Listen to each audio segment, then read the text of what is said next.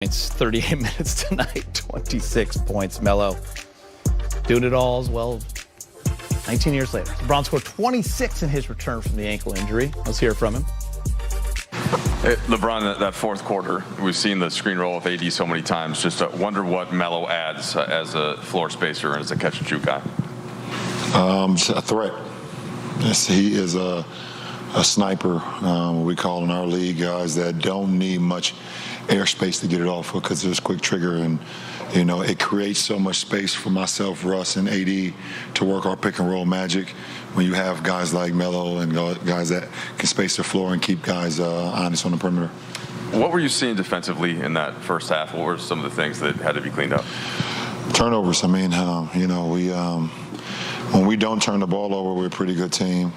When we turn the ball over, it definitely takes the sails out of us, and we got to do a better job of that. Especially me for sure.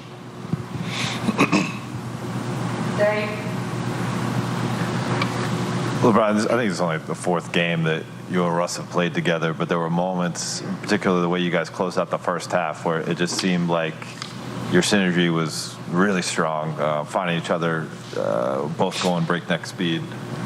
Where's that coming along? And when you have moments like that where he finds you in consecutive possessions, where does your mind go to what this could be as the season goes on? Yeah, it's all about progressing, and understanding the playmaker that you're playing with, understanding his core vision, his awareness. I don't think he gets enough credit for his passing ability, being able to see plays before it happened. And for me as a receiver, it's my job to be in position where the quarterback can just make the pass and I got to go get it. So, just running the lane with Russ, he's usually, out in front of the pack because, his pace, his intensity. But, when you run with him, you get rewarded. LeBron, the last two teams that you've been on under Frank have been such defensive juggernauts, and it seemed to come together pretty quickly defensively. Frank has said that you guys still have, a longer way to go with this group. What have you seen from him and the coaches in terms of what's different about implementing the defense this year, and how has that process been different from the last 2 years? No, it's every day. It's every day. We got a lot of guys, a lot of new guys this year that came from different systems, or have played defense in different ways. So, we're working every day. Our film sessions are probably the most important because we get an opportunity to watch it and clip it and watching the slow-mo and say, okay, if we had did that better, or this is how we want to play this specific action. This is what puts us in best possible chance to get a stop after stop after stop. And I think the film that we watched from the OKC game in the second half, we was able to translate to tonight and hold this team to 42% shooting. So that's fantastic. LeBron, when were you sure that you'd be able to go tonight? And did you feel anything at all or feel 100%? Around 5:30, 5:45.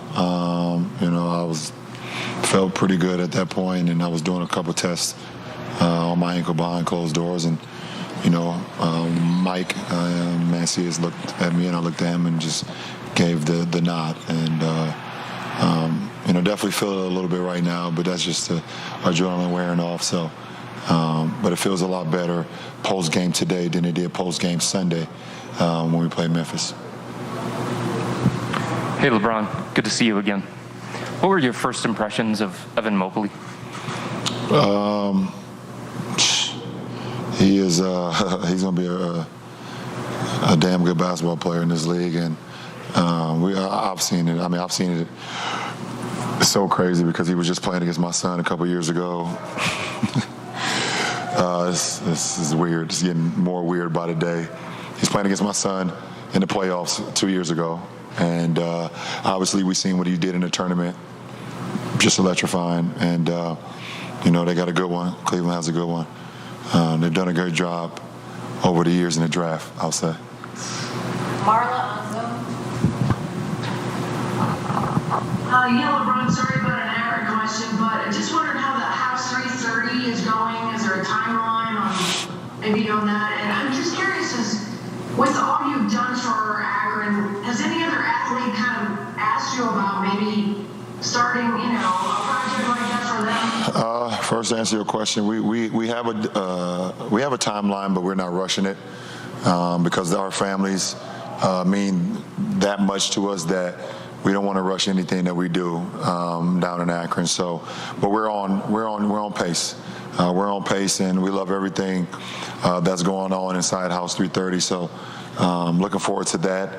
And I've had a few athletes come up to me or reach out to us and asking their expertise or asking us what our expertise is on, how to possibly start a school or how to create housing and things for families in need. So it's pretty cool to know that people are trying to follow our blueprint. And we actually have a program every year where we bring in a lot of people to kind of just see the blueprint of how we do things, and because we want this thing to spread across the nation. I mean, if we can get communities to continue to build, I mean, it just makes the world even better than what it is. Last question, Kyle.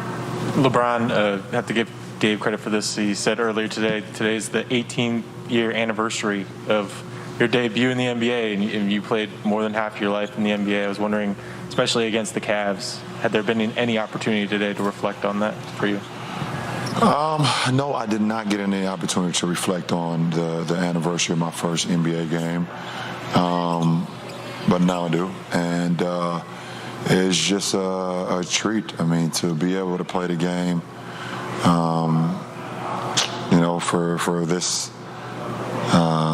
for this long and play it at the level I'm able to play it at. It's just an honor and it's a treat, and I don't take it for granted. I mean, what I have 20. I had 25 in that first game. 25. So I had 26 in my first game. Yeah. So I just try to up myself. I'm getting better. I'm getting better with age, just like wine. So but it is. It's a treat, and I would never forget that moment. Being an Arco and just putting that Cavs uniform on, that wine and gold for the first time and stepping on an NBA floor. It was just very unique, and I wish that moment on no other athlete ever, because it was very. Hello, Anthony. There's something about going 6 for 8 from 3 at home last 2 games. That's what you've done. Where are you finding those shots, especially when LeBron and AD are running that screen roll action? It seems like it's just been a real natural flow for you guys. Just finding my position on the court, finding my spot, playing off of those guys, reading them. I think LeBron does a great job of reading the court, seeing where everybody's at, knowing where guys is at on the floor. And today he did a great job of finding me. You've been here so many times as a visiting player. What is it about playing for the Lakers now and kind of feeling that crowd and getting used to that and you getting the roars? How was that hitting you? Energy. The energy is a lot different. Something that we got to bring night in and night out because we know that teams are bringing their best every time that they step on the court against us. So the energy is here is incredible. The fans have been incredible so far. We still got a long ways to go. We want to build that. We want to continue to build on that. But also we want to make this a tough place to come in and win a basketball game. So it starts tonight. We got 8 out of 9 here coming up, and we want to protect our house. Coach Vogel mentioned the halftime and being frustrated with the defense in the first half. What did you guys clean up on that end? We were just one step behind. We was one step behind our schemes and our principles. In the second half, we cleaned it up. Came in at halftime, watched some film, cleaned it up, talked about it, and we made the adjustment. And